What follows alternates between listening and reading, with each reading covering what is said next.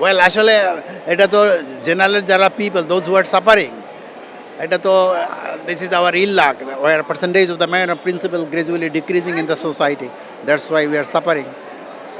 দুই পক্ষের সরকার যদি এটা তাড়াতাড়ি সলিউশন করে তারা সবাই উপকৃত হবে। আমার সেটাই চাইবো একজন সাধারণ মানুষ হিসাবে, যেন তারা প্রতারিত না হয় এবং যত তাড়াতাড়ি সম্ভব এই সমস্যার সমাধান হয়।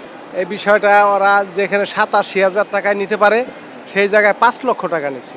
এই জন্য মানবাধিকার ওটা মামলা করিয়া কাজগুলি বন্ধ করে ভিসা বন্ধ করাইছে, যাওয়া বন্ধ করাইছে। এইটাই শুনছি আমরা পেপার পত্রিকায়। চালু হবে সরকার যদি ইচ্ছা করে, সরকার এটা লিয়াজু করে একটা কিছু করতে পারে, নইলে এই যে লোকগুলি টাকা দিচ্ছে এদের তো দুরবস্থা।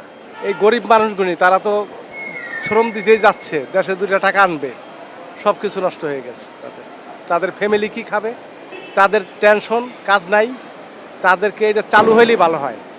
তো সরকার আশ্বাস দিছে চালু হবে। সেটা তাদের অবশ্যই সমাধান করা উচিত, যেটা ভালো মানে সরকার যদি সিদ্ধান্ত নেয় ওভাবে করাটাই ভালো, হ্যাঁ প্রতারিত না হয়, এটাই। হ্যাঁ, ওয়ালটন ফ্রিজ কিনে অনেকের মতো আপনিও হয়ে যেতে পারেন মিলেনিয়াল, সেরা পণ্যের সেরা অফার।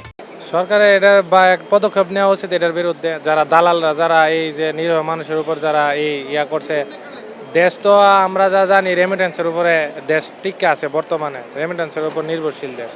এই দেশটার মধ্যেও যে এই যে কাহিনীটা হইলো 30,000 মানুষ, কত কোটি কোটি টাকা, শত শত কোটি টাকা, একজন 4 লাখ 5 লাখ টাকা করে দিয়ে অবস্থা অনেক খারাপ। তাই সরকার যদি ভালো একটা পদক্ষেপ নেওয়া জনগণের জন্য ভালো হয় আর কি।